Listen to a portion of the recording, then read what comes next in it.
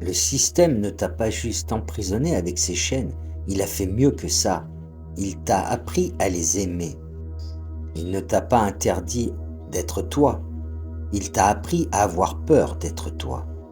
Depuis l'enfance, il te demande de t'adapter, pas de te connaître, à obéir, pas de ressentir, à produire, pas de vivre.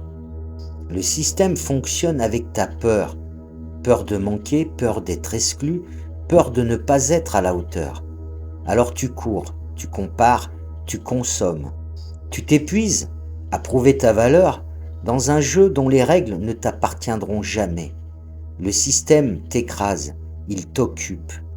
Il t'occupe pour ne pas que tu écoutes ce silence intérieur qui pourrait te rappeler que tu n'es pas né pour survivre, mais pour être vivant. On t'a vendu une liberté conditionnelle. Libre si tu obéis, libre si tu rentres dans les cases, libre tant que tu ne remets pas en question ce qui te vide de l'intérieur.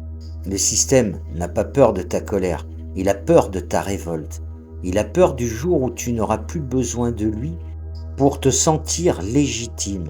Le jour où tu comprendras que ta valeur ne se mesure pas en argent, en statut ou en reconnaissance, ce jour-là, tu ne seras plus manipulable.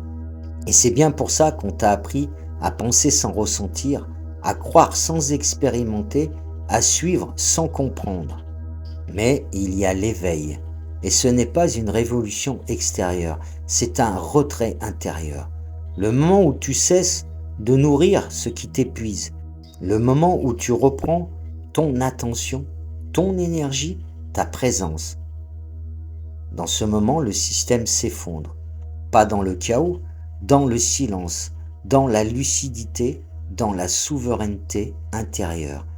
Parce qu'un être conscient ne se contrôle pas, il ne se possède pas, il ne se programme pas. Le système ne s'effondre pas quand tu le combats, il s'effondre quand tu cesses d'y croire, quand tu lui retires ton énergie.